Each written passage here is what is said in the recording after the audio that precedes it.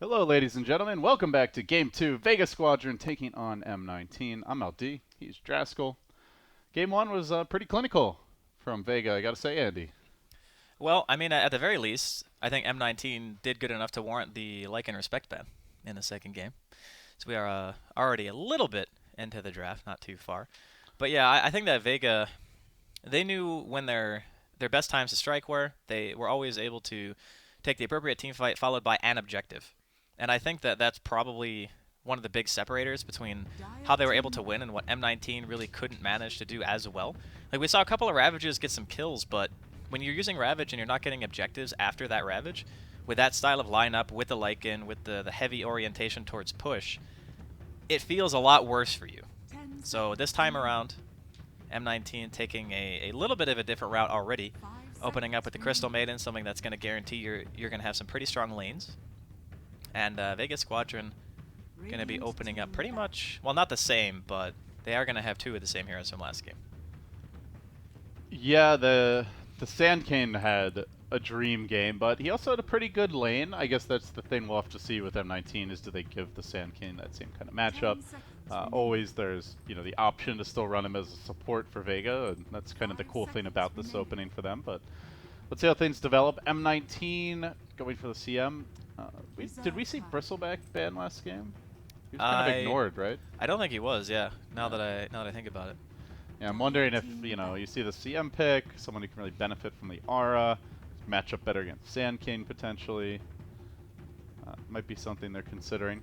I don't know if Bristle like wins the Sand King lane, but during the mid game, Bristle's great Yeah. against Sand King because you try to epi him and you're just like, Lol. I do no damage and I'm just like killing my team because quills are flying everywhere. It is definitely not the best feeling as a Sand King player to experience that. So, second ban phase, they're actually going to take out the Queen. Yeah, it's interesting. They just beat the Lycan and the Queen, but they still ban both out. Probably just a different idea what they want to do this game. She's like, God, I don't want to play Legion mid again.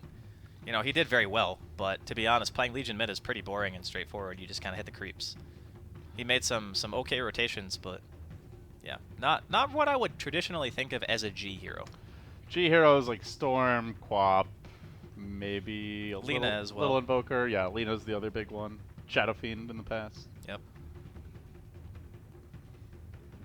Interesting that, well, I'm sure that there's some collective decision making going on between Vega and M19 in regards to draft, but Afterlife is the one who's been putting together the lineups in these games. And I guess it's just a surprise to me because, you and I haven't really covered the CIS region extensively throughout the round robin part of the qualifier, but G is a very strong voice in the room, and pretty much every team he's been on, like just, seeing how he interacts with his teammates, whether it's in the booth or, just around at the venue. Like, he's always been very vocal in the past when I've seen him. So right.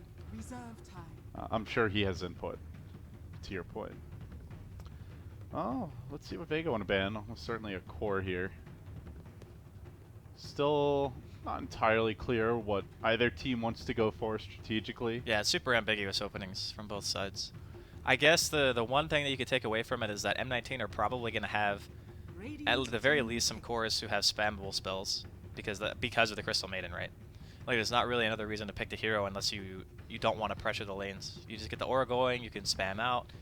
It really makes me think that they want something like Alina, because the Queen is banned too. It kind of makes it even better. There's no Night Stalker either, and they have the Nyx themselves.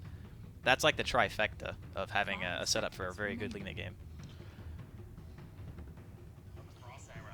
I certainly would love to see Lina. I think Lina is like one of the strongest carries like in the patch period right now. Like From the mid position, yeah. As long as you don't get completely messed up in the early to mid, like the first like 5-10 minutes, like, that hero scales so well now. Well, that's why it's such a good pick here, because the heroes that normally want to mess with you, like Nyx Assassin, Night Stalker during the laning phase, stuff like that, they're not really there on the side of Vega. I mean, sure, there's two quick stuns, the Sand King and the Rubik, which can be a bit of a nuisance, but after what Afterlife did last game with his Sand King, I assume it's probably just going to be him again. So if you know there's not going to be much emphasis on rotations towards the mid lane on Vega, then yeah, you pick Lina, you just put yourself in a very good lane, and then you can just get to that point where you're just so incredibly farmed and you just snowball and just pew pew people. Yeah, it feels good once you get the damage talent. You have the extra stacks of fiery soul, and you're just machine gunning down the tower. It's like the old the troll Lina duo, except you don't need a troll anymore. So it's pretty good stuff. Especially at 25, man. You get that fiery soul. That thing is insane. Well, there's the bristle for M19. So yeah, I think the CM really enables this, makes the Nyx a lot happier, and it's definitely going to discourage just throwing Sand King in the off lane by himself. But we'll see. I like the idea of picking the bristle now, because a lot of mid heroes, and this is something that I forgot to bring up last game, but it makes it very hard to pick mids that are int based against Nyx. So like your queens, your Linas, your invokers, stuff like that. You typically, like, you can get away with it, but the mid player is gonna he's gonna complain. He's like, I don't want to play against Nyx. So if they don't want to take their mid now, they don't have to. And that's what makes the bristleback pick so nice, because it does benefit from the aura, like you said, and it still leaves that kind of opening. And M19 themselves actually have last pick. So if they wanted to, they could save their mid pick for absolute last and just try to go for a straight up counter, assuming that the counter to that particular hero isn't just straight up banned. And Vega... Oh, this is a curveball into the bounty hunter for Vega. The only team that's really been running this hero is Mousesports. It is the TI hub machine. This is a blast from the past. Yes. You didn't get any nerfs, or sorry, buffs since the hub started, but this is not your bounty hunter of old. Ooh, direct counter. Ugh. I'm quite worried about this bounty pick, but I mean, we'll see what the last two heroes are. You've already got the Spirit Breaker to deal with them. Like, you can't easily go around ganking Nyx or Bristleback as a bounty hunter. I suppose, you know, track is always okay, and it's not, like, their team fight is significantly weakened by this pick. It does also pretty much mean you know the Sand King will be a core as well. Right. I mean, the same thing can be said for M19, though. Like, you pretty much know that it's gonna be a Nyx offlane, right? Yeah. Because I don't think that Spirit Breaker offlane... Well, I guess you could always do, like, the dual off.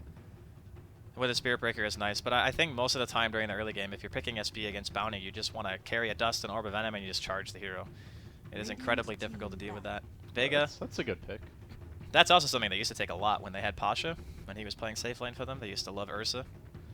It gives them the Roche potential they were lacking. Great against Bristle, at least, you know, up to a certain point. It does struggle a little bit against Spirit Breaker, but I think Ursa fits them well. They'll be looking for more of like their true carry and primary DPS, I guess, with this last pick. So Yeah, I'd be interested to see what Vega decide to take for mid. Any chance of I guess it depends what they think M19's going to do mid. We have seen the mid Ursa on occasion. Right. But they need something that hits towers. Like, that is such a problem for them right now. well, Okay. there goes one. Dragon Knight is still out there. Maybe like a DK or something? Yeah, I like Dragon Knight. That hero is so annoying to play against. The main reason I like it here is because no matter what they pick as mid, you know, Queen's Band, Razor's Band, that sets up the DK for a much more favorable laning phase. Even if it's Lina from M19, I think that DK still does okay, just because of how much regen he gets. You know, he's going to have a Bounty Hunter running around, and even with an SB charge, it's still really hard to kill DK. Yeah, and the remaining heroes that I could think of that are, you know, even annoying for DK are not that bad. Like, you know, whether you're looking at, I don't know, like an OD or something, well, he's not hitting towers particularly effectively. It would make them a very, like, slow draft in a lot of ways. Right. I mean, it does kind of own the Bristleback, Yeah. and it's good against SB as well. Nyx is a nuisance, but as we already talked about, you pick any int hero mid, you're not going to have a great time against Nyx. Yeah. The good thing for M19 is they get to counter pick whatever that mid is, so they'll have the last overall pick of this draft to try and round things out. They're pretty melee heavy so far. A little bit, yeah. Yeah, so too are Vega. 6 melee heroes in this game. Melee heroes OP. Nyx has like 4 base health regen. Yeah, the base health regen, the stout shield value. It'll be... Helena ban. Okay. So they obviously don't want to pick it themselves. For the reasons that we already talked about. And plus, the Spirit Breaker makes it even worse, right? You're playing Lina mid against a Spirit Breaker? That is not the dream. Yeah, definitely not the dream. What is the dream? I still like DK, personally. Yeah. Something that hits buildings, maybe SF. I guess it's kind of hard to play in this game, but it's a Silver Edge carrier. He hits buildings. He farms really fast. Those are both heroes I could see G on, probably more so the Shadow Fiend, but... Yeah, it makes him a bit slow, though. like having the Shadow Fiend, because you have Rubik Bounty as support. So if they're not like in the perfect position all the time, and you play Shadow Fiend, and you're just like getting owned in the early game, it's very hard to kill. Wow. Okay. Wasn't expecting that one. Ooh. Yeah, why Mirana? I mean, they have okay setup for Arrow. They don't like. There's no one where like that Ags Mirana build is particularly good against this game. I think they just wanted something that wasn't going to feed mid. I think that's honestly the reason they picked someone a who hero. has an escape mechanism against the Spirit Breaker Nyx. Yeah, I think so. Okay, the Veno. M19, very different here. M19 going the sticky icky route. This is yeah, sticky. That's a good way to put it. Kind of a gross lineup to fight into, and there's bugs and snot and poison. It's just ugh, gross. And Ursa is gonna have a rough time against this Veno. Oh god, yeah. This is a very hard Ursa game. Like traditionally, Ursa is great in lane against Bristleback because Fury Swipes are just like the ultimate like melee hero dominator. But as the game goes on, Bristleback's a natural Solar Crest carrier. Anything that makes that item during the mid game you suffer is like these life stealers, the Ursas, anything that really wants to focus that one guy down through physical damage. Very, very hard, I think, for Aloha Dance to deal with that. Though I said the same thing in the first game when he was getting aggro tried as a Slark and he still managed to make it work. So he farmed with the Lycan, you know. Yeah, so. Pretty insane. So I mean, that said, you know, we'll see how it plays out. But on paper, do you favor either draft here? I like M19 a little bit more. I think a lot is going to come down to the early game, as you would kind of expect. I guess from the way the things are working out right now, it's just going to be a mid bristle for M19, and they're going to put the maybe they go aggro again.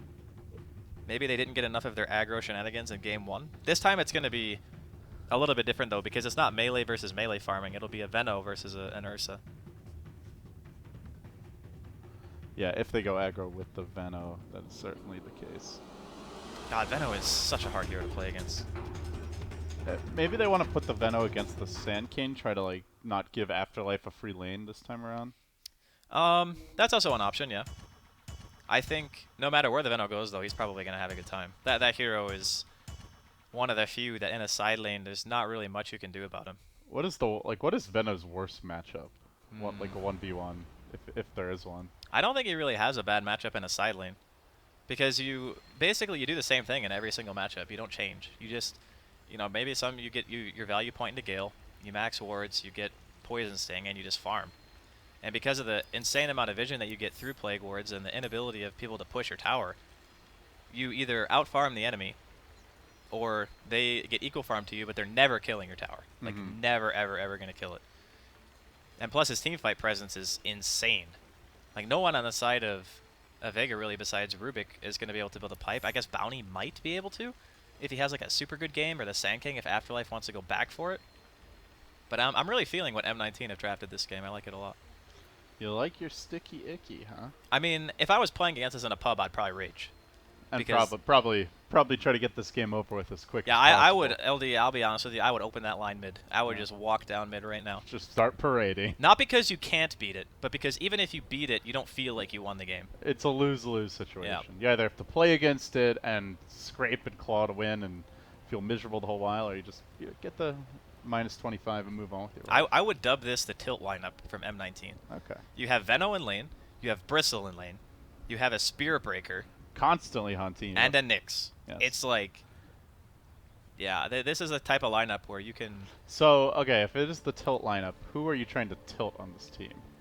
It's going to be hard to pressure mid. I think you want to... No, I just mean like personality-wise. Like, who's the most tiltable player on I think Vega? Afterlife tilts pretty hard from this pubs. I don't know about Shioma. G's pretty chill, actually. I think it's quite hard to tilt him. Aloha Dance is also pretty laid back. I don't know about Silence. So yeah, I think maybe Afterlife. Okay. Send him to the Afterlife. I mean, I've watched him play before. He streamed like very little a long time ago. Him and Iceberg, I think. They're both very good players. Well, even the best do have emotions after all. Oh god, yeah. Yes. Someday perhaps Dota will be played by robots, but for now we get to enjoy some shenanigans from time to time. So look at the late setup here for Vega as we enter the field of battle. They are going to be running the off-lane Sand King for now. It looks like he will be on his own, and he is going to be 1v1 against Funnick. So Funnick, yeah, I mean, it is a core Nyx. but they're running the Nyx safe lane. They are going aggro with the Veno once again. Oh, not with the Veno once again, but they are going aggro once again. Yeah, second game in a row they're going to do it. I know what you mean. This is a much different matchup. Again, it's not melee versus melee farming anymore. It's the man, the myth, the legend, the Venomancer. Or as one of my close friends, Bruno, used to call him the Buenomancer. The Buenomancer. Mm-hmm. Somewhere Mott is smiling.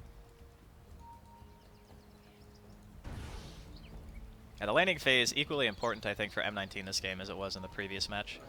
Obviously, Bounty Hunter getting 6 is going to be huge for Vega. They have great pickoff potential, especially once Afterlife gets Blink.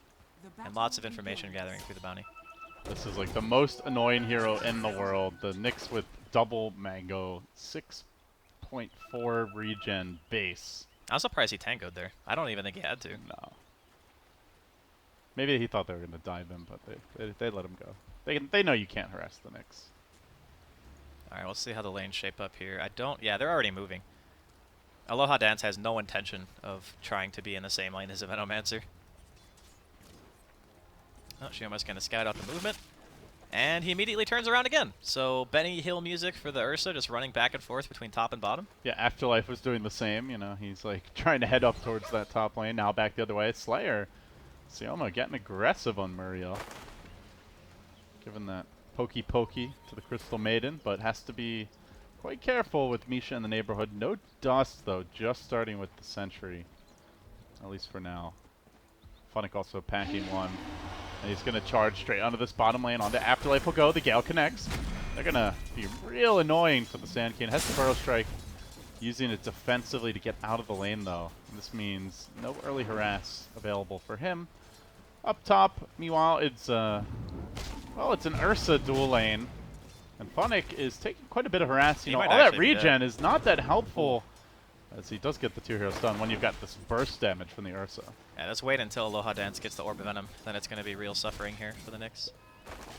Yeah, that Nyx build is so good if you're up against like chip damage, but when you're up against this burst of the Ursa, not so effective. As Afterlife could be in danger here. They're going to Frostbite him. No mana for charge. They're going to force out the Sandstorm. Had to skill it. Completely different kind of game for, well, really both offlaners. They're not going to get that free farm. Well, they were expecting to lane against each other, right? Yeah. Like, that's the only reason Afterlife starts PMS. I think in this lane, there's no way you start PMS because you're not really looking to trade with the supports. And the same thing can be said for Funnick, like you mentioned. It's great for when you're getting hit by a support. When you're getting hit by Ursa, you kind of want boots. Slayer has managed to grab a haste rune here. And a bounty rune. And maybe... No. Just He got the clarity too, man. That a was little so love value. tap for Misha, you know. So in the mid lane, Bristle mid. G is actually doing quite well here early on against the Bristle. It's one of those lanes where neither one of these heroes can realistically kill each other. Just going to be a lot of creep hitting. Yeah, lots of movement so far as Slayer is hunting for this courier. Will he get the vision? No, it is tucked away in the trees, at least for now, but always have to be careful. Actually, he knows! He knows! I think he saw the courier tuck back that direction and just kind of guessed it was in the trees. He's already done so much for his team, honestly, in like the first 3 minutes. There is dust on the SP. He has boots, though, on the bounty. Yeah, he's going to cancel, okay. Yeah, that's a big pick-off for him. Now, that said, Nyx does have his bottle.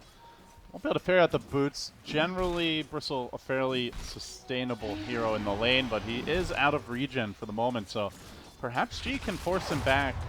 He's going to throw a lot about that Star Storm as the charge goes towards the bottom lane. They're looking for Afterlife in quite a bit of trouble here. The Gale did not connect, I believe. Yeah, just the Poison Sting slowing him down. Still, though, Afterlife doesn't have a whole lot of mana to work with. Has a couple of stick charges. They continue to lay into him. Muriel trying to cut off the path of retreat, and Afterlife is about to be sent to his namesake. Continues to try and worm his way around here. He buys time, but he needs more than time. He needs friends, and he doesn't have any bottom. So first blood to M19. Meanwhile, up top, they are pursuing Funnick, but Funnick is A-okay. Still, I think, everything considered, like Afterlife dying there, sure, it's a bummer for him, but like their lanes are going. They have a 1k net worth lead of like 4 minutes. Courier Snipe's certainly going to help you a lot in that department. Yeah, and that's with the first blood gold going the way of M19. That's true. Well, they're getting these bounty runes. They snipe the courier. They're farming pretty well. And very unfortunately for Nyx, he had to make the walk of shame all the way back home as he did not have the courier to bottle Crow. And there was a regen rune top that G just grabbed for free. So G having a good time here mid. Well, relatively good, all things considered. They're going to make the go again on Afterlife in the bottom lane. The Frostbite's there. Gets that caustic proc, and once again Misha charging in. Gets the bash. Easy peasy. They're trying to make the move on Nyx. Nyx ain't having any of it. Yeah, that's a bristleback. That is one hero that even 3 against 1, you're not entirely sure if you're going to get away scot-free. Especially when he's mid and he's getting that extra experience. Yeah, he's already level 5, so it's pretty terrifying trying to go on him. But I like the way that Nisha's playing this, or excuse me, Misha. He's going for the, I'm going to go on the Sand King a lot, because Afterlife played pretty phenomenal last game when he was able to get this core. They have an opening here on Funnick. The lift, Carapace is committed, but the body blocks by Silent are enough. One more clap, one more hit, down he goes. Funnick using the Impale to farm and did not have it available to retreat. Pretty greedy and gets punished. Speaking of greed, Misha going for the YOLO dives. Nyx gonna commit to this as well. Does get the Quill stacking up. G though is hounding him from the rear. Muriel comes in with the Frostbite and the save. Could have been disastrous if that Bristle also goes down. They're gonna shrine up here and reset. Vega. So far, so good for Vega. Yeah, they're looking really solid. I'm curious to see how G builds. So far, everything is fairly standard items. Got the Magic Wand going, the Aquila, Bottle, Raindrops. The standard I don't want to die to Spear Breaker or Bristleback build. G, charged down here by Misha. We'll be able to leap up to the high ground and Slayer. Once again, with the love tap, out comes the arrow. It's going to drill Muriel. Thinks about going back in. Won't end up doing it, but the threat is there. Finally, Funnick getting a little more space here top. Still level 4 though, so certainly feeling the heat. Meanwhile, Afterlife almost level 6 already as the offlaner. Yeah, he's died a bunch, but he's managed to secure a ton of EXP. I mean, you compare that to, I guess, Funnick, who's had a much rougher lane, even though there typically have been less heroes in it, just because of how good Ursa is against melee. Yeah, Funnick has decided to make a move here towards mid, and a little bit of lag. Uh-oh. I think that is our connection to the game, or is it our internet? Oh, that might be the internet. I do believe that there was a outage here the other day. Okay, it appears to be the connection to the server, although it's not the entire internet. Alright, I guess we are going to try to reconnect, folks. Sorry about that. Not sure what happened. Hopefully we can get back in quickly. Seems okay so far. Maybe. Finishing loading. I wonder if they crashed too. Nope, just us. Just the green studio. Well, as we re-enter the game, it is Nyx getting a kill. 5-2 the score. I guess Bristleback things just happened. One can only assume, LD. We'll leave it to your imaginations, guys. It's Funnick out in the Roche pit here. Does get Burrow struck and will be brought down by Afterlife. So the lane's starting to break down quite a bit. Lots of movements. And this is leaving the bottom lane open, and LTW looking to make the most of it as the Plague Wards start to stack up. Only level 2 Plague Wards, though. He went for the 2-2-2 build. Yeah, interesting. I see a lot of different variations of Eno builds. Usually everyone gets the second point of the Sting, just because it's like so good comparatively to level 1. Charge top here. Looking to lock down the Ursa, they get the bash. The real you, though, still threatening to come back in. Now Muriel arriving with the Frostbite. They're going to have a follow-up Impale, and he's really got to hoof it out of here. The Enrage committed, but they lock him down. They look to focus him. Playing into him. Gets the bash again and again. Still, this Ursa is so hard to cage the bear. They'll finally do it. They had to work for it, though. That was a very long gank. No reaction from Vega Squadron. I guess they were TPing for a smoke towards bottom. Looks like a little spot. Probably the only hero they didn't want to see, which is the Bristleback. Maybe they want to try to go for it with the Marana here. He's got a cloak even. Nyx is going to be a tough kill, and he's so close to that tier 2 mid. Could be punished. They'll have to do it perfectly as Silent rumbles in. No scouting by M19 yet, or they could go for an easier, lower hanging fruit of a kill if this Spirit Breaker gets scouted out. Slayer's going to get eyes on him. Vega back down in the end.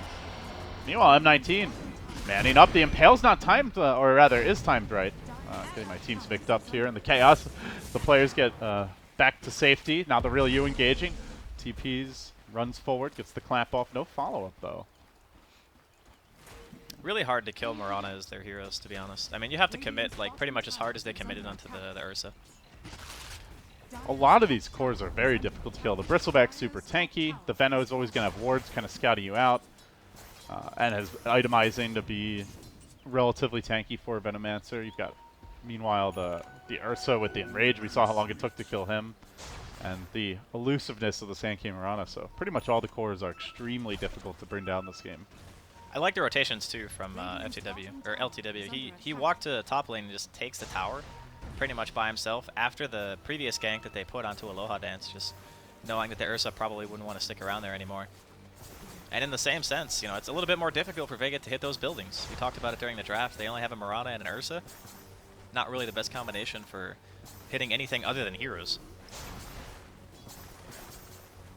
These Plague Wards are quite the pestilences. They are going to find Sioma. The Frostbite cancels his TP, likely going down, and meanwhile they're chasing for more. The charge comes through. They have another strike, not just yet. They lift Mish up, drop him back down into the angry claws of the Ursa, but again the Frostbite shuts the door. The ward's stacking up, and they chase forward. This Veno, though, about to tank the epicenter. He's going to withstand it. He's got the raindrops. He has the extra regen from the Ring of Health, and they keep on chasing forward. Fighting into these wards seems impossible for Vega right now. As Afterlife, he'll be next on the list most likely. Gets dusted up, gets chased down. A killing spree for LTW. Meanwhile, on the mid lane, Nyx ramping up on G. Now the leader in terms of CS. Checking the net worth department, he is on top there as well. It's looking like a very different early game here for M19 in game number 2. Their mid lane and their safe lane are both crushing it, as you've already mentioned. And the Sand King is going to have his Blink Dagger, I guess, probably 16 minutes, 17 minutes at this rate. He's only got 700 gold on top of the Tranquils, so Afterlife is... He's definitely having some struggles, but once he gets it, and once track is online, which is another big thing, could be a good turnaround point here for Vega. Spirit Breaker just keeps on charging. Heads towards bottom. Just to get out there a bit quicker. Doesn't really want to go on the Bounty Hunter, but good news for Vega. Sioma is closing in on his level 6 as we approach the 13-minute mark, so track will be available relatively soon, but I guess the question is, Andy, like, can they actually kill these cores? The Veno already has a Force Staff. He's already tanky. Bristle's gone for a Hood, so getting these track kills won't be easy, but Vega look to make up for that durability of M19 with sheer numbers. If they charge in, the Burrow Strikes there. They will connect on the Nyx. Locking Putting down, taking him out. Quick, relatively easy as it turns out. Meanwhile, though, LTW is going to TP away, and they'll look to shove this bottom lane in. Tier 1 is at 1/3 HP or so. Just trying to keep their outer tier towers alive for as long as possible. Once G gets the Aghanims, that's going to be a really nice thing to be able to depush. Just keep the waves out all the time. I assume he'll probably go for like the Blink Linkens build that we used to see when Mirana was... The Blinkens build? Yeah, the Blinkens. I think it's really good this game because first off, you're against Spirit Breaker, and if you're just relegated to side lane pushing, having that item against Spirit Breaker is the best feeling in the world because you don't feel like anything can really kill you unless the Nyx is right on top of you and the Spirit Breaker is ready to charge, in which case you can still die. But it's a lot of resources to commit for M19. Well, speaking of charges, one coming bottom, Misha. Not going to commit to that, though. Meanwhile, Slayer on the hunt, perhaps looking for a courier. He's still trying to get that level 6. Really seems like he should be prioritizing at this stage of the game. And still Vega struggling to get any momentum towards these towers. The top tower only now taking any damage. Meanwhile, mid, Nyx has brought it down to about 1/3, and the rest of the team going to congregate. M19 grouping up 4 heroes in the lane. Looks like they want to take this tower, try to establish some additional map control. We see some great deep wards by Vega, though. The question is, with all these towers falling, Andy, will they get to use those wards? to set up ganks. They get a courier. Shioma's been on point so far with his courier sniping skills. So the deep wards might not result in a fight, but does result in a courier kill. Top lane 2. It's Ursa not having a great time. It's also great against the Spirit Breaker to see those charges coming, as Ursa, yeah, certainly not having a great time. I think that's a very accurate way to put it. Nyx gooing him up, whacking him with the mace. We'll bring him down. All the while, LTW starting to push this lane. Funnick fishing for the follow-up.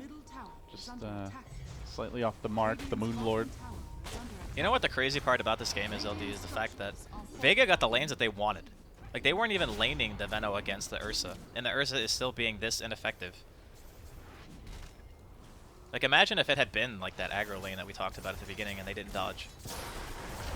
Yeah, it could have been pretty ugly. And what's even scarier is the Veno are starting to get out of control, and M19 are really feeling their momentum. The dust comes out. Misha will get shoved back to safety by LTW. It's getting increasingly hard to see how Vega are going to get kills without, you know, completely focusing down one hero. But like Bristle closing in on that next big item. You still don't have a blink on Afterlife at 15 minutes. I think he had it like 8 or 9 minutes last game. And that was also itemizing greedier with the, well, not greedier, but you know, spending more gold with the power treads. Right. He is being charged now, and he's going to get Geld and finished off again. He has the money for the Blink Dagger, and he's going to buy it before dying here. Die he likely will. He burrows away. Lots of poison ticks on him. Misha trying to keep the vision. And will blink out into the trees. Wow. Buys the 4 TPs, so even if he dies, gold has been spent. Meanwhile, mid lane, Funnick getting tracked up. Ursa in the neighborhood. They're going to get the lift off. They're going to drop him back down, toss him into the middle of the team. Funnick with a dream stun connecting on 2, and now Nick surges into position. But the Carapace stolen by Silent while he's facing the Ursa might end up getting him killed. Indeed it will. What a play by the Rubik. Now Misha on the run, the real you, looking to bring down the Space Cow, but Muriel's there with the save. Zones him back with the freezing field. Silent, though, coming in with the Carapace once again, and well, now the freezing field stolen and potentially getting turned back the other way. No, instantly gets canceled from the looks of things and won't be able to get much done with that. Now Silent going to tick down as the Poison Nova, the Veno damage over time stacks up. M19 do manage to avenge their fallen Bristle. Vega kind of get baited into an ultimately bad engagement just because of the tracks. Like, you could see how bloodthirsty they were. There were so many heroes low with track on them. If they could get those kills, I mean, obviously taking the Bristle down is huge. You can see that even at a kill deficit and the laning phase going the way that it did, you know, Vega are still pretty much neck and neck in regards to overall net worth. Less than, well, about a 1,000 lead for them currently. Looks like Funnick is going to spot out Afterlife. Does get that Carapace initiation on the caustic damage. Well played by Funnick.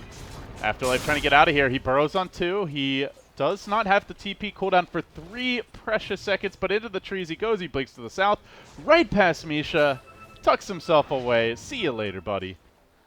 A nice escape for him.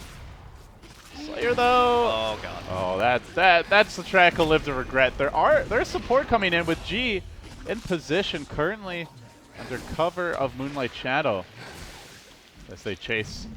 Nick's looking for Silent. The arrow is on point, connects on Misha, will bring him down. However, G gets Carapaced in turn. Stolen by Silent. The Mana Burn now lifting up and slamming down Funnick. He will fall, losing the Nyx. Meanwhile, the other Nyx trying to run for this Ursa. Has his back turned, at least for now, though.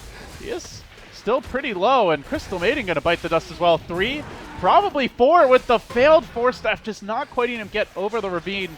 He's in all kinds of trouble. They're turning back for the Bristle, holding him in position. The real, you can't finish him off. Oh, the Quills are stacking up, Andy. This could get ugly. G's being charged. Nyx might go back in, Shuriken, but it's to the rear. Oh, no, he missed. Stays alive. The Hood regens there. Even with the track, they can't finish the job as the Spirit Breaker continues to dive forward. Looking for the G kill. He gets another strike. One more auto tackle. Do the trick. Maybe not. G lives on a hope and a prayer. 9 HP. Finally, the Veno hit brings him down. Mamma mia, what a crazy fight.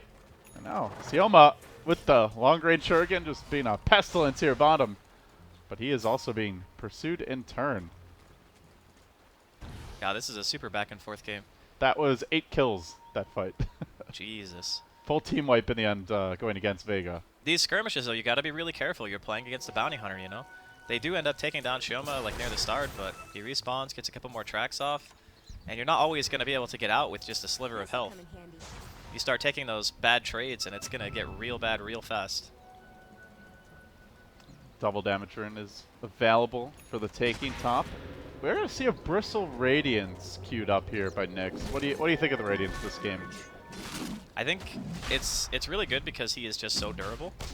We saw during the last engagement they were attacking him for what seemed like ages. So Roshan's going to be done here by Vega Squadron. They have the DD on the Ursa and an arrow to help out, so this should actually die pretty easily. Well, G is trying to cover this. Gets charged up, but they need some sort of contest as the real U will grab that Aegis. Gets back to safety. But yeah, overall, I think Radiance is alright this game. Maybe not like the super tanky frontline bristleback that we're used to seeing, but if you watch the fights, I think that they do need a little bit more damage, and it's nice to supplement Radiance with Veno. Like, just the amount of AoE damage that you're going to be doing in fights, if you don't have a mech and a pipe, you are just going to... You can't last, right? Between there's just the Poison Nova, the Quills, and then the... and at least for now, Vega have neither. They're getting closer to the mech on the Bounty Hunter, but no pipe in sight. Yeah, it'll be a few minutes more. Or, you know, just one team fight, really, if you're a Bounty Hunter. Gee, trapped out bottom. This will be a big kill if they can focus him down, and they will do so. M19, good rotation there, chaining their spells properly. As Afterlife has to burrow down to safety. Misha diving for more. He's going to lock onto that Sand Cane. The connection is there. Now Nyx looking for the follow-up. He gets lifted, tossed back a little bit, but they still have their own Nyx stun, and it will be enough. Afterlife dropped. Vega now going to likely lose their tier 2 in this mid lane. So it's not the Blinkage build that you were mentioning. It's going to be a Shadowblade probably into a Silver Edge here for the Murano. Yeah, I mean, I guess against the Bristle, it makes sense. So maybe he's just thinking about the Aghanims from more of a, I'm going to have the ability to split push if I want to. Silver Edge is great at being able to kill the Bristle, and then I can transition into maybe like MKB later on and go for more of a hybrid build instead of just the pure wave clear split push. Because if they don't have another hero that hits towers, it's still difficult for Vega. Like, sure, you can trade a lot of money by fighting with track, but you need to actually win those engagements. Well, Nyx going back and being a team player as he will queue up the pipe now instead. What a guy. It's what they need. But it's not what he wants. Yeah, it's He wants that shiny aura. It's a choice to be able to fight, I guess, into the Aegis if, you know, Vega Squadron decide that they want to do some aggressive move. Because it's great against the Sand King and the Mirana Aghanims as well. It negates a lot of the damage output. Phonic is looking to set up here on G, but there's just no backup in sight. Need a charge and a +1 at least to kill him. Mirana is already very tanky, but is pushing pretty far. Backups in the neighborhood, so it looks like both teams pressing towards the enemy safe lane as we will see LTW completing now the Maelstrom. Not going for that super heavy teamfight nuker build, is gearing up for some more DPS of his own. Phonic is prepping, ready to go in on the bottom lane, lobs the stun out from the trees, and now looking for the follow-up. The Carapace timed just right as the real U jumps in, ends into the waiting arms of the Venomancer. Trap now sprung, and the extra cards looking to be deployed. Charge forward for Misha, knocking G back on his heels, and simultaneously they turn back for the real U. They cage him, they kill him once. Can they kill him twice? The Epi comes through. Afterlife looking to send M19 there. What a great counter initiation. Vega, though, they need a little bit more. The mech comes through. Nyx is healthy. These Quills might turn the tide. He stands his ground, but always facing towards the Ursa. TP's away. Now they've got to turn. Now they got to run. Afterlife backing out. Silent 2. Will anybody get caught by this bristleback? Juking through the trees. Has the stick. Manages to make it out. Completely outplayed. 4 dead in that fight.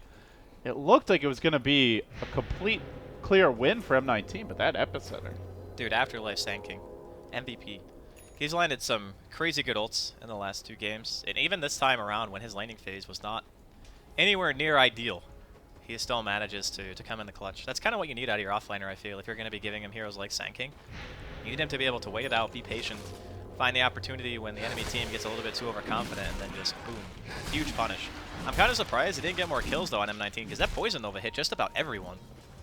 Yeah, it doesn't have the Veil, I suppose. So They're not really like gearing to maximize the damage output there, but it was close. 2-3 heroes at about a quarter HP who made it out in the end for the Vega squad. Still leading, but this could change things. They're going to catch out the real you. Now the charge, Nether Strike coming through.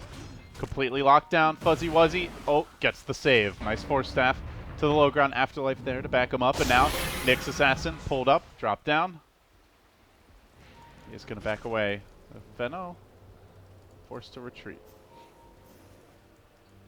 Well, not getting the kill, unfortunately, but still getting a little bit of dominance asserted across the map. Both teams with aggressive wards as well. M19 can see Vega's jungle. Vega can see a little bit of M19's. Deep warding here. Oh, another courier snipe by Shioma. Nicely done. Oh, can he make it out simultaneously? I think he's alright. Oh! Tasted. Yeah, Phonic no stun ready. Yeah, I think he threw a blind stun into the tree line, like hoping that he was there. But a little bit off the mark. Yeah, so far the Bounty Hunter is definitely paying for itself. Now a 5k gold lead for Vega Squadron as they also took the tower bottom. Marana going for the BOTs. G can continue to accelerate his farm progression. So seems like we're in for a bit of a longer one, Andy, at least the way the game's headed. How do you feel the teams match up heading towards the mid game, potentially into the late game? I don't really ever see Ursa as a crazy good late game hero. Like a mid game is pretty much the only game, I think, for an Ursa. So I think that Vega, if they can win a couple of really big fights, you know, secure another Roshan, then it'll look really good for them to be able to finish it out. But against like a late game Veno, you don't even talk about support heroes like Spirit Breaker, for example, Nyx, the Bristle getting his level 25. Like the Ursa just can't kill all of them.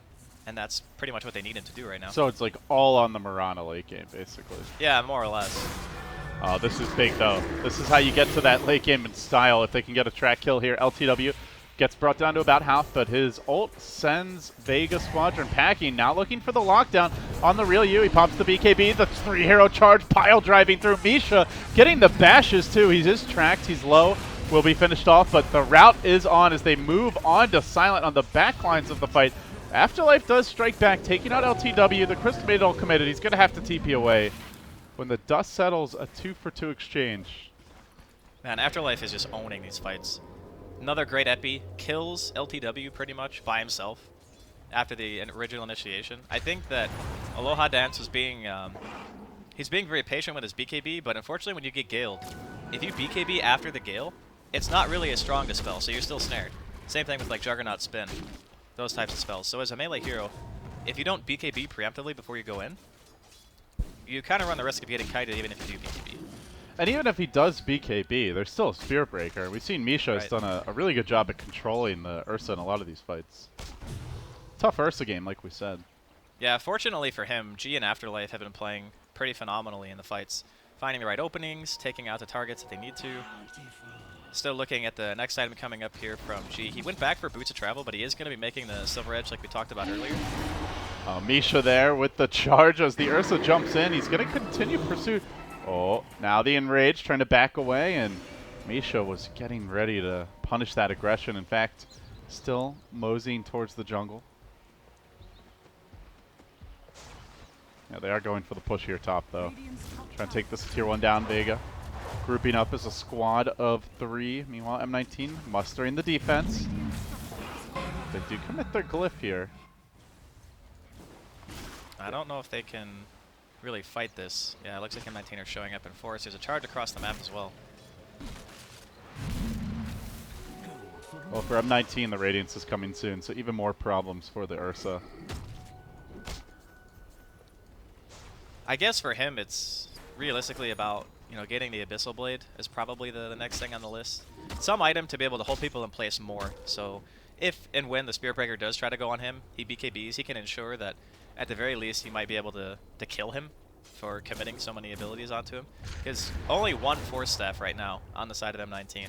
Longer the game goes, you have to assume that there's going to be Glimmers, there's going to be Ghost Scepters, Force Staffs. They found Phonic, has the Blink Dagger, but it was on cooldown for just a moment. Still locked in the trees. Aloha Dance getting pushed up to the high ground, and now moving into position. Silent changes his mind, wants to back away. Moonlight Shadow covers his retreat, but he does get stunned. Gets locked down. want to fall and make it to the Ursa's out, and now Vega on their heels have to back.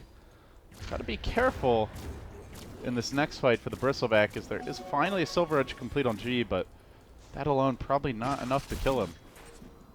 He's going to need another right-click item, I feel, but he is going back for the BKB as well. It's a very, I guess, survivability-based build. They have spotted Shioma as well. It does have the haste, though. G was hoping to get that easy track kill on Muriel, but tapped the Shrine and backed away at the right moment as the Roshan dance begins. Will Ursa consider a buyback to try and contest this? M19 looking to grab that Aegis. They need this game to force a game 3, drop it, and they're down to the lower bracket here in CIS. They do find Afterlife would be an absolutely massive grab if they can take care of the Scorpion King, and they can.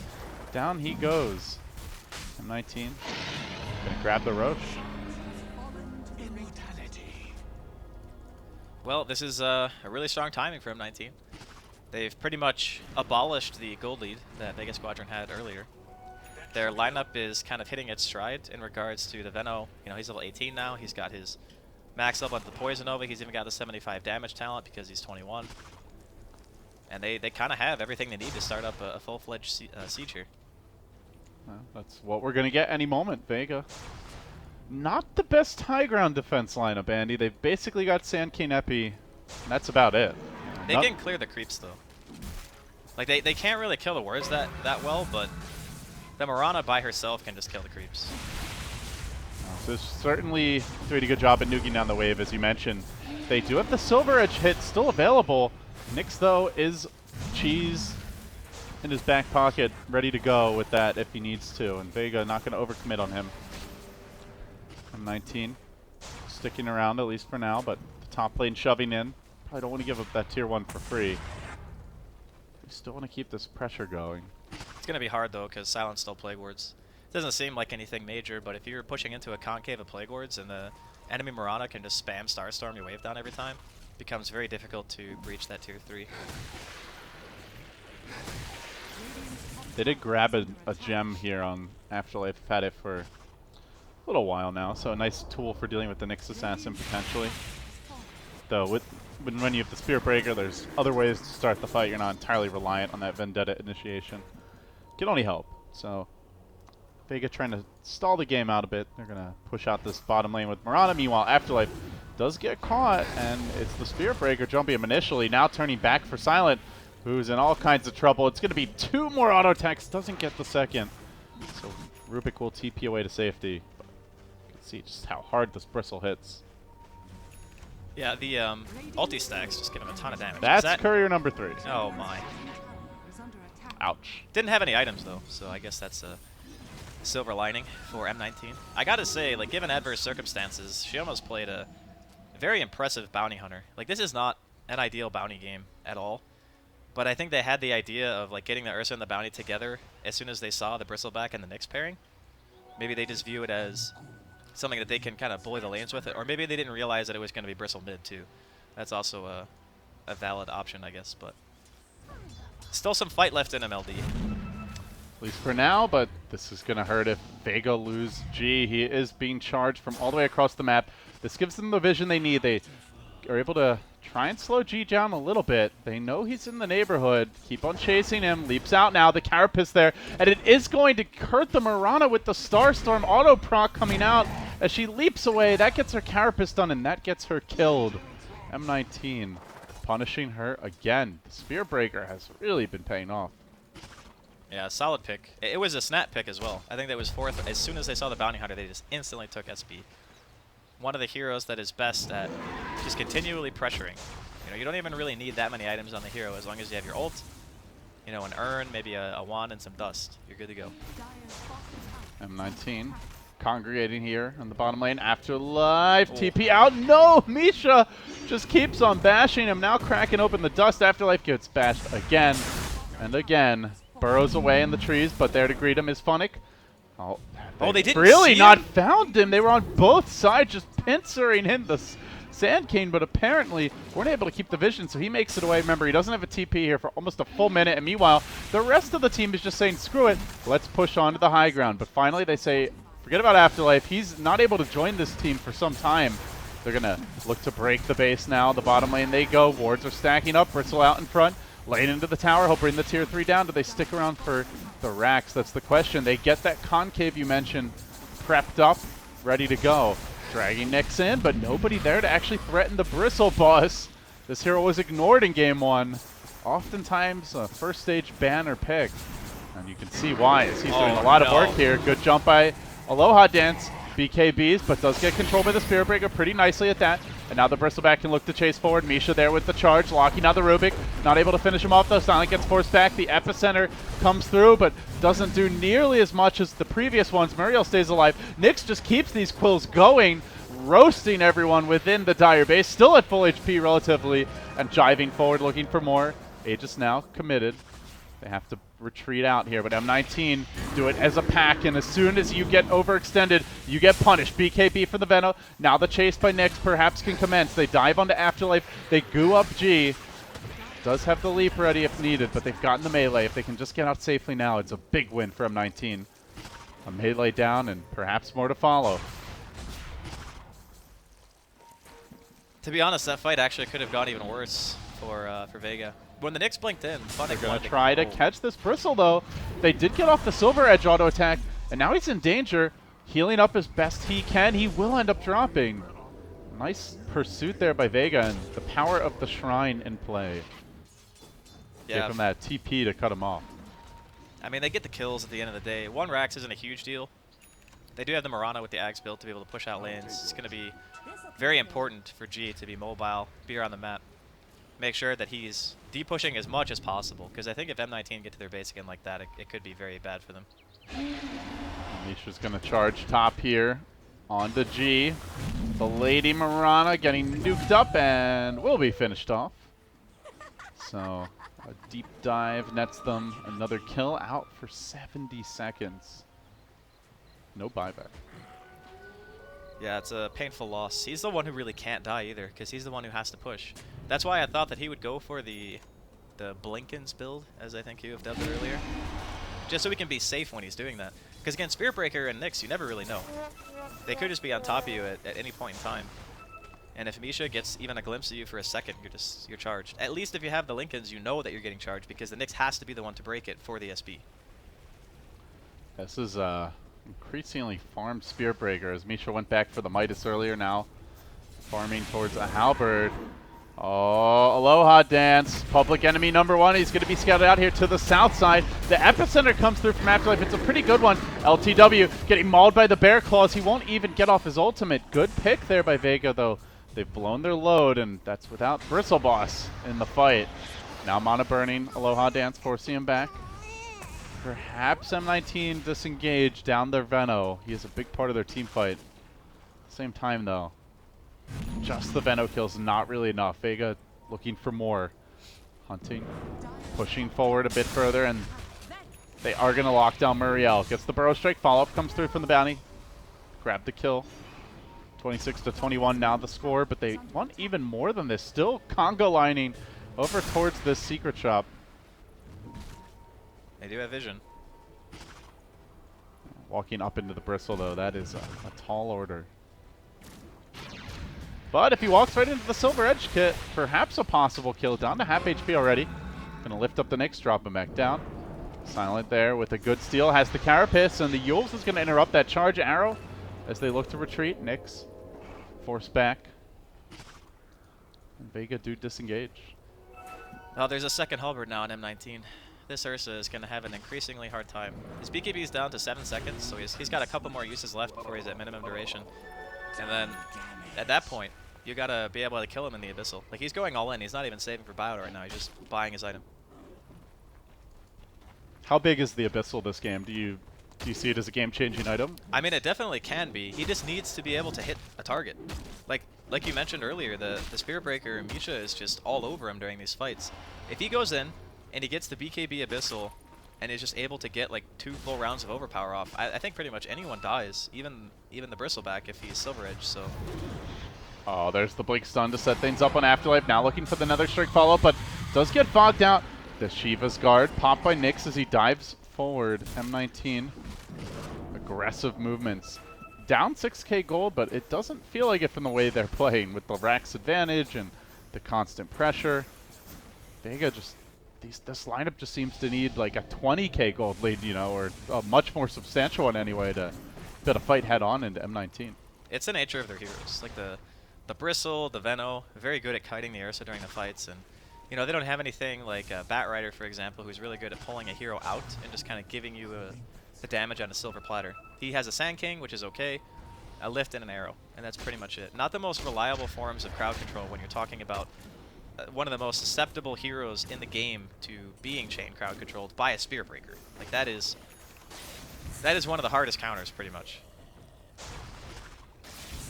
M19 are getting deeps from everywhere now. Crystallis is out on the Veno, going back for the Bloodthorn. Orchid on the horizon.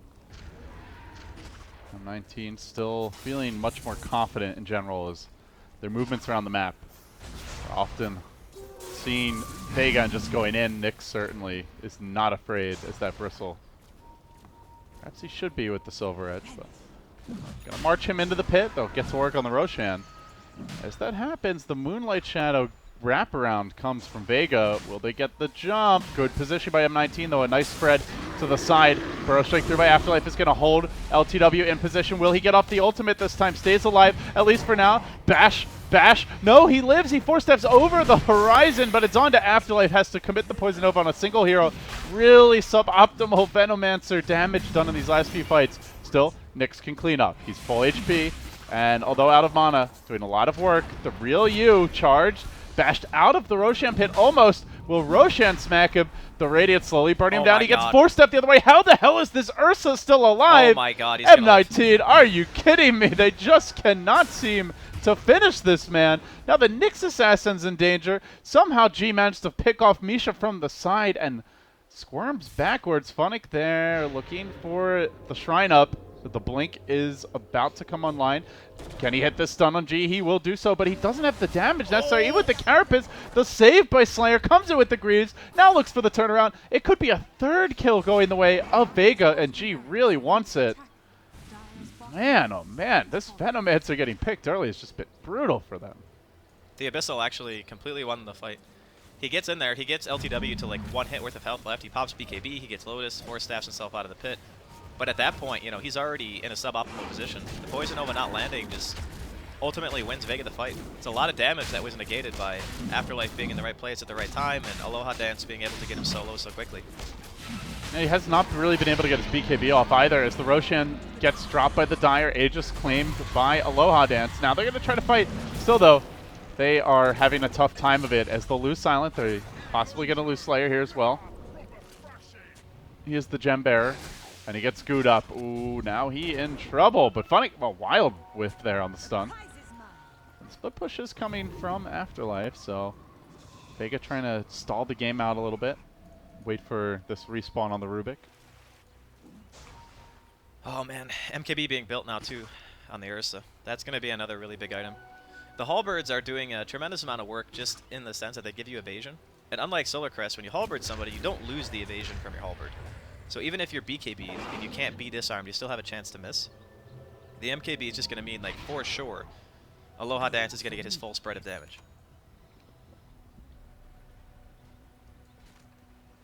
Can Mirana carry this? That is Well, like really the question on my mind, because it seems clear Ursa everything has to go right for the Ursa to do much in these team fights. In the last few it has, but you have to figure at some point M19 are going to be able to like get the Veno BKB off before he's already dead. Get a decent Poison Nova off. Stick on this Ursa, and then Mirana has to pick up the slack. I think that Mirana, it's not a traditional like position 1 that you think about doing like a ton of damage. But once you get that 100 leap attack speed at level 25, you can turn into a right clicker. Now, because he's going Butterfly, his right click damage isn't going to be like massive, but Butterfly plus one other item, then we're talking about some serious potential here. Maybe Bloodthorn, MKB, you know, Daedalus, what have you. There's a lot of choices. And extra items are certainly on the menu with the Bounty Hunter. It's now a level 3 track. Yeah, this Bounty Hunter has done way more than I expected in this game. 11K net worth. He is atop the support charts. They're going to group up on the M19 side. They've already gotten that one lane of Rex bottom. Let's not forget that as they do crack open the dust, but off the mark, they were hunting for Mr. Slayer, who might get another courier kill. Number 4. Jesus. How does this keep on happening? I honestly have no idea. I mean, it does help that Vega currently have their gem, but he just seems to be in the right place at the right time. 4 courier kills. That's like at least 25% of their net worth lead. Is like just the couriers. Right, and then probably another like 25% is the track gold. So this single-handedly, this bounty hunter has given them half their lead. To say nothing of the snowball impact of those incremental kills, and or courier or otherwise. Now it's kind of getting to that stage in the game where, you know, your bristle boss, he's not like killing heroes super fast anymore because everyone's getting mobility items, everyone has forces, Yules, glimmers, blinks, stuff like that. He can't, you know, he's starting to actually get kited as well. It's not just Aloha Dance that has to worry about not being able to hit stuff. The bristleback can suffer from that same issue. Funnick's gonna start things off here, gets the stun on G. Has the cheese though, and down goes the tower. M19 will have to give that one up. But yeah, to your point, it's just the ideal scenario is you kind of ignore the bristle. You just kill everyone else, then you'll go back and deal with them. Only way you probably jump him if it's like a 3v1, 4v1, and you get that silver edge proc, then maybe you try to get him. But when Aloha Dance has MKB, they will be able to kill him with just him and G, I believe. Because that's a scary thought. The nice thing about MKB against bristlebacks who mass armor is that the MKB proc it's magical damage, right? And he obviously doesn't have BKB, so you're actually dealing a huge chunk if you get lucky and you get those mini bashes going. Not to mention the silver edge that Cheese had for quite a while. Yeah, and with all that attack speed, he's going to be getting a lot of procs potentially.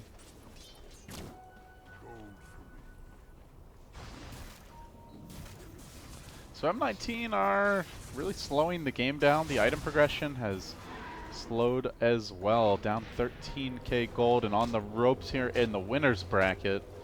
Ultimately double limb format, so only one team advancing. Not really the end of the world if you get dropped down, but you'd much rather be taking that direct route to the grand finals and have a less stress on your mind. Also, we'll have the day off should they drop this.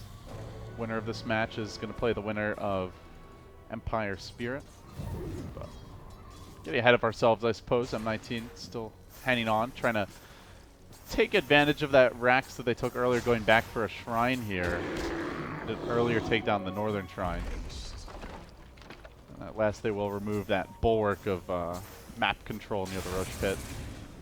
Or, oh, sorry, near the south side of the map. It's a very tense stage in the game for both teams because you're past the 45-minute mark now. It's down to how many mistakes we make. If we have buyback, if we don't have buyback, 1 or 2 team fights can just be the end for either team. Even though it feels like M19 are starting to lose these fights, they are the aggressors nonetheless. They take the tier 3 tower down. They're going to use that bristle, try to ignore him. Charge forward, comes from the Spirit Breaker, but he's quickly dealt with. Now Vega on the hunt. They can lock onto Nyx here. Arrow comes through. They are going to get the break. Already that Rax almost dead. Down to 60 HP on the melee. Stays alive for now. They want to commit for this. Funnick's there with the multiple hero stun. Does Nyx just say screw it and run in, look for that second lane? No, he's hesitating. Now the epi from Afterlife. A real beaut, though Nyx is so damn tanky. They really cannot kill the Bristleback first, but they've killed everyone else. 3 now on their deathbeds, and about to join them is the Bristle. 4 for Vega. Oh, a lot of those track kills too, but they've lost another melee Rax. It was a suicidal gambit that arguably paid off. M19, not out of the woods yet, but they need to like force a buyback now. I think it's okay to be down like a Rax and a half, I feel, as Vega's lineup, as long as you can force one of the cores to buy back. Because Roshan's not going to be up, obviously, it's like, if you force that buyout, you open up an opportunity for you to kill one more core and just end the game. Vega are trying to do something along those lines as they march down mid. The way to the tier 3 lies open. Small little wall of wards here is being prepped. Quickly move in.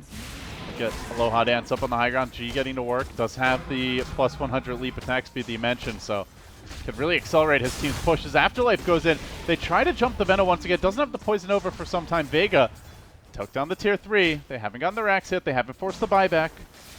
The tracks are coming through. They are starting to chip. They are starting to, well, actually rather rapidly muscle this one down, with G getting off quite a bit of physical damage onto that structure, but at the same time, Glyph comes out now. The real you manages to jump. Will absolutely desecrate Misha. Just tears him to bits with those claws. M19 now going to be down the Spirit Breaker once again, which means much more free to move around these fights is Aloha Dance. So they take back a melee racks. Now Vega TPing away and will make it out successfully. Jesus, man, the net worth lead. They just built like over 10,000 gold from that whole exchange. And that's without the Bristleback even buying out.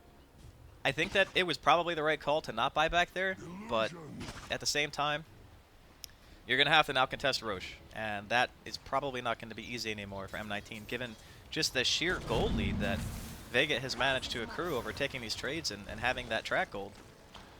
Yeah, what was once an 8k gold lead became a 14k gold lead, and it has now become a 23k gold lead. So it's getting out of hand at this point. That's almost, it's like a 33% advantage or something along those lines. That's a big chunk. Yeah, I think the Bristleback is starting to realize that in the fights, he's no longer the hero that's going to kill everyone if you don't attack him. You know, his threat in the mid game has kind of come and gone. So he gets kited now. All the other heroes die because G is mobile in the fights, and there's a Blink Dagger on Aloha Dance as well. They have tracks, so they're very mobile. This could be the make or break here for either team, LD. Yeah, Nyx gets kited. He's also killable with that MKB now, and they're going to try to focus him down. Actually moving onto the Bristleback relatively early in the fight. The Spirit Breaker gets completely shut down. Death by the claws. Chasing for more as Aloha Dance. They have M19 on the ropes now. They want to KO them. Coming back in as Afterlife gets up the burrow. They do manage again to hit him with the Silver Edge, but now G needs to run. Funnick came in from the rear. Double kill for LTW. Actually got off a decent amount of damage in that fight. He has completed the Bloodthorn. This is where the Veno has to really become the true carry for the team, and surprisingly able to pull it off a decent amount of damage in that fight. Well, there was 2 buybacks from Vega and no poison overused from M19, so one of them a big buyback with the Ursa. Yeah, all things considered, I think M19 are okay with it. They need to buy time, though, for the Spirit Breaker and the CM to respawn. If Vega get this, and the buybacks were more than okay. Vega moving back into the Roche pit. Well, M19 dare contest. They're going to try for it. Nyx just marches in. Roche low, not dead yet. He gets bashed at the worst possible time. They actually push this Ursa outside of the pit. Do they go back and try to finish off the Roche? Not clear yet if they can do it. Nyx charging forward, moving onto the Mirana, has to jump away. Ursa comes all the way, raining around the Rosie and back into the pit. Wants to kill off the Roche, but again he gets bashed. Again he gets focused. Kill the damn rock already. The Aegis hits the deck. Funnick's gonna snag it, snatch it away from the Ursa. Pushed over the pit once more.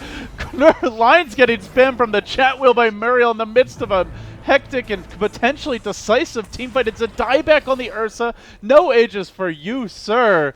No buyback on Rubik either. An additional double buyback. What was once a 23k gold lead minutes ago is down to 7k.